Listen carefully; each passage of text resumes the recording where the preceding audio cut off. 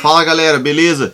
Hoje vamos falar um pouquinho sobre como foi o critério do Dauphiné. Eu não fiz vídeos diários, porque estava dando uma descansada dos vídeos do Giro de Itália, mas vou analisar como que foi que aconteceu o critério do Dauphiné, que é uma prova importantíssima para quem está se preparando para fazer o Tour de France, que começa agora no final do mês de junho. Então os caras se dividem aí. Alguns vão correr o critério do Dauphiné e descansar um pouquinho, e outros vão correr a Volta da Suíça, que também eu vou falar um pouquinho sobre ela no final do vídeo, que está começando, começou domingo, ou seja, ontem. Bom, vou falar sobre os resultados, a maioria do pessoal já viu os resultados, mas a gente teve na primeira etapa a vitória do Brent Van Moer, da Lotto Soudal, que pegou todas as camisas, porque ele ganhou escapado na fuga. Depois, a segunda etapa do critério do Dauphiné foi a vitória do Lucas Postelsberger, da Bora, né? Nome mais complicado, também pegou a camisa amarela, e a ideia era tentar sustentar isso por o máximo possível. Terceira etapa, a vitória do Sonny Colbrelli com a camisa verde, que é a camisa de pontos. A quarta etapa foi o contrarrelógio, foi um contrarrelógio assim, bem complicado. Por quê? Porque o Geraint Thomas, por exemplo, ele passou no ponto intermediário com o melhor tempo e depois ele não conseguiu manter essa velocidade dele. Então foi até interessante, porque é uma coisa muito importante no contrarrelógio você não exagerar demais no começo e faltar no final. E o Geraint Thomas, apesar de ser um cara absurdamente experiente em contrarrelógios, ele fez isso. E depois ele deu uma declaração no final falando que ele exagerou e ele não conseguiu terminar o contrarrelógio no mesmo pace que ele estava no começo. E o primeiro e segundo colocado, os dois da Astana. Primeiro, o Alexei Lutsenko, que também pegou a camisa amarela. O terceiro, Yon Izagirre. E o segundo, Yon Izagirre, também da Astana, como eu falei. O terceiro, Kasper Asgreen, o cara que ganhou a Volta de Flandres esse ano, da The Queen Quick-Step. Quarto, Wilco Kelderman. E dos caras que disputavam assim a camisa amarela, o Lutsenko, é claro. E o Richie Porte, em sexto lugar, da Ineos. Então a gente vê que o Geraint Thomas caiu lá para 10º lugar. O Lucas Postelsberger ainda conseguiu manter essa camisa ainda por um dia, por um segundo, ficou em 9º lugar, fez uma força absurda. E a gente está vendo ali os caras da Ineos, apesar do erro de cálculo aí do Geraint Thomas, muito bem no contrarrelógio. O Steve Kruijswijk, da Jumbo-Visma, foi 19º, junto com o Miguel Ángel Lopes, da Movistar, os dois com o mesmo tempo, perdendo 42 segundos para o primeiro colocado. Então, é complicado perder uma quantidade dessa de tempo num contrarrelógio, e isso foi o que aconteceu, que eles pagaram, que não ficaram nem no pódio no final. E a quinta etapa foi uma etapa que foi uma chegada surpreendente. O Geraint Thomas tinha uma curva, naquela curva ele pegou, faltando 1 km, acelerou e quase foi pego na linha pelo Sonny Colbrelli, mas ganhou a etapa. Na hora ele não sabia se ele tinha ganho, quem tinha ganho, mas ele ganhou a etapa, foi no photo finish lá, e o Geraint Thomas ganhou a etapa de uma forma bem legal. E a outra coisa que aconteceu também muito legal foi que na sexta etapa tivemos uma vitória do Alejandro Valverde, que brincou, né? A gente viu que quem assistiu a etapa viu que na subida ele foi só marcando, vendo, olhando para os lados, passou o tal Geoghegan a alguns metros da chegada, olhou, levantou os braços e comemorou. Valverde com 41 anos, vencendo nesse nível, não é uma coisa fácil.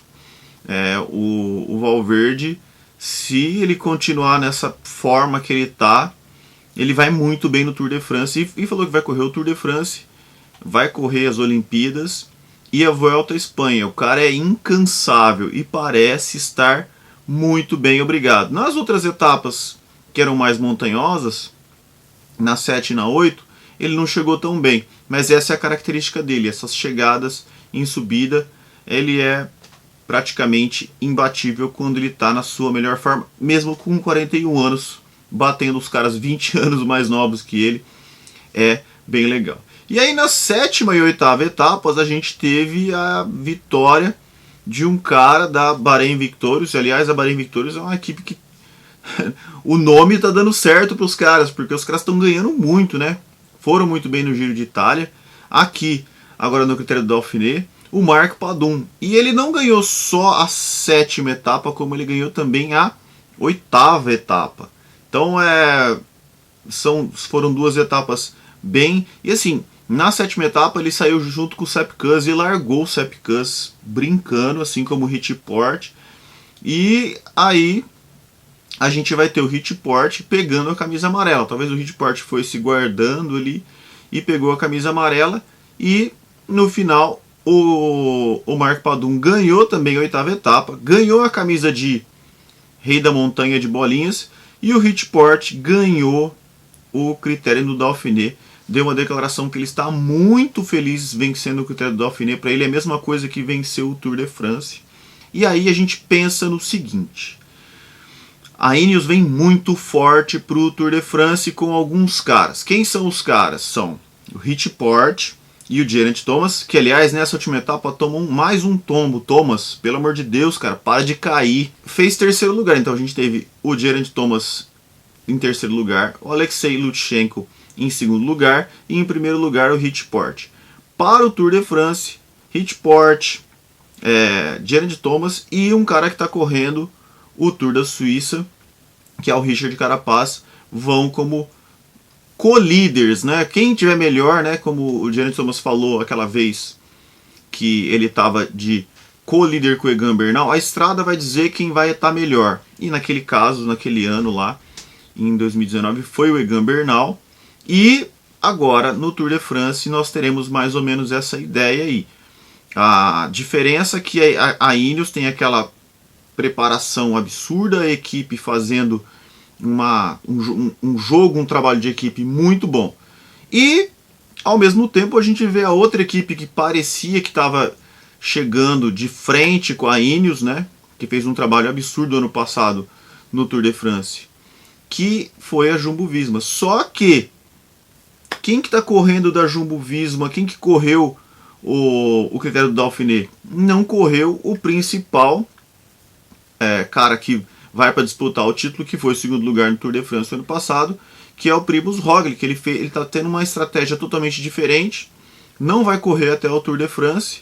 Os caras que seriam seus gregários, Sepp Kuss, Steve Kruijswijk, estão correndo, mas não estão demonstrando uma ótima forma física. Vamos ver aqui no Tour da Suíça como que vão ser os caras da Jumbo. E o outro cara que é favorito para o Tour de France também não está correndo nem o critério do Dauphiné, nem o Tour da Suíça. E o campeão do ano passado, Tadej Pogačar, vai correr o Tour da Eslovênia. Então, essas conclusões a respeito aí do critério do Dauphiné. Também tem outra situação. Muita gente falando, muita gente conversando, muita gente falando a respeito do ex-campeão do Tour de France, 4 vezes campeão do Tour de France, o Chris Froome. E o Chris Froome já tomou um tempasso em várias etapas, algumas etapas de montanha. A gente viu uma montanha categoria 3, ele sobrando no pelotão. Então, ele disse que foi fazer um training camp em altitude, que ele tinha conseguido perder mais 2 quilos, que ele estava numa forma que provavelmente ele ia voltar, mas na hora que chega na hora da competição, ele não consegue. É muito difícil voltar ao nível que ele estava, e a lesão que ele teve, o tanto que ele teve que fazer de cirurgias e os problemas que ele teve no quadril e na perna, são absurdos. Então o cara tem uma força de vontade absurda, quer voltar a ganhar, mas é muito difícil. E aí tem até gente falando que ele não deveria nem ser escalado para correr o Tour de France. Vamos ver o que a Israel Startup Nation pensa a respeito disso, quem que os caras vão pôr de capitão, porque o outro capitão da equipe de GC, o Dan Martin, correu o Giro de Itália. Vamos ver que acontece. Outro cara que participou também do critério do Dauphiné e mesma situação parecida com o Froome, só que ele não caiu e não se machucou e não teve uma cirurgia, é o Fábio Aru. Fábio Aru que sumiu, né? Foi um cara que já ganhou Volta à Espanha e sumiu. Nem tem uma idade tão avançada que nem o Chris Froome, é um cara mais novo, mas infelizmente não consegue mais mostrar que ele está bem. E a outra, tivemos o Tour da Suíça. O Tour da Suíça, a gente teve a primeira etapa também ontem, também no domingo, e vamos analisar um pouquinho como é que foi o contrarrelógio. Contrarrelógio, muita gente fala que é a corrida da verdade, Race of Truth. Por quê? Porque é ali que você vê se você está bem ou se você está mal. Então, o cara que venceu o contrarrelógio não é muita surpresa, foi o Stefan Kung, que é o campeão europeu de contrarrelógio. Né? Segundo lugar, o Stefan Bissegger, que eu já pedi, por favor, para ele colocar uma viseira ou um óculos, porque é interessante, aquele capacete, cara, parece uma coisa muito doida, aquele capacete da EF, aquele capacete da POC, né? Mas ele foi muito bem. Aliás, está com uma bike, parece que é a bike nova da Cannondale de contrarrelógio, correndo, foi o segundo lugar.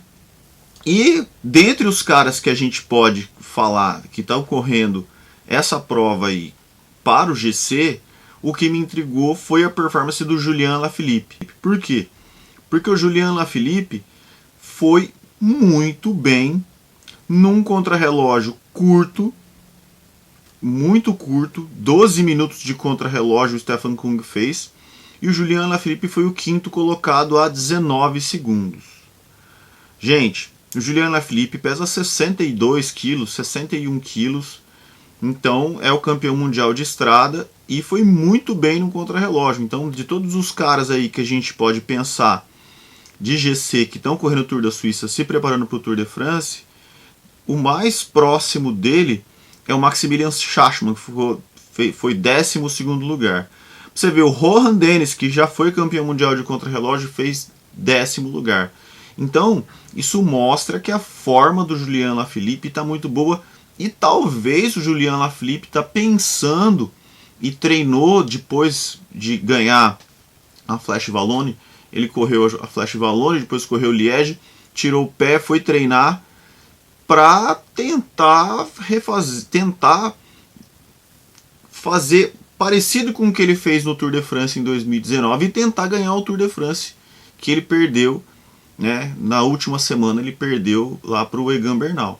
Então pode ser que é um cara que surpreenda no Tour de France de novo e a França consiga um francês a vencer o Tour de France depois de tantos anos. Outro cara que foi bem no contrarrelógio também, o Richard Carapaz da Ineos. E também tivemos a volta de quem? O Tom Dumoulin voltou a correr, né? Foi 16º no contrarrelógio, apenas 1 segundo depois do Carapaz. Olha como o Carapaz foi bem. Mas o Tom Dumoulin, é claro, não está na sua melhor forma. Ficou muito tempo sem correr. Voltou aí.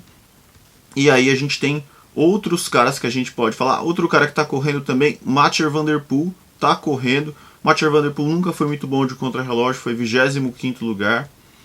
E aí Domenico Pozzovivo estava correndo o Giro de Itália, abandonou. Voltou a correr. E vários outros caras. Rigoberto Urán voltou a correr depois de ter o seu filho aí, 41º lugar.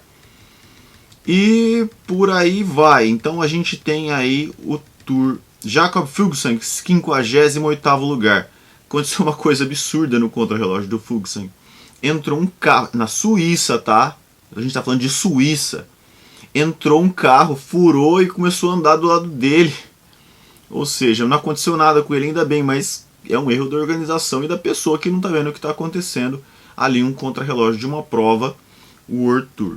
Então, pessoal, vai acontecer durante toda essa semana aí o Tour da Suíça, e aí na semana que vem a gente vai falar sobre como que foi esse Tour da Suíça, vamos ver o que aconteceu e vamos comparar os favoritos para o Tour de France que correram o Tour da Suíça, os favoritos do Tour de France que correram o critério do Dauphiné e os que não correram, né, como no caso o Primož Roglič, que fica uma incógnita, e o Tadej Pogačar, que vai correr o Tour da Eslovênia, que também é uma incógnita, porque o nível do Tour da Eslovênia nem chega perto do critério do Dauphiné e do Tour da Suíça. É uma coisa que talvez fique a favor dos eslovenos. Os caras não sabem como é que está a forma física deles, enquanto que os caras que correram aí as provas mais tradicionais, a gente sabe como é que está a forma deles. Beleza, galera? Então isso aí, uma análise um pouquinho do critério do Dauphiné, primeira etapa do Tour da Suíça, e é isso, beleza? Então gostou do vídeo aí, dá o seu like, não está inscrito no canal, inscreva-se, toque no sininho para receber notificações de novos vídeos. Até mais, galera, abraço!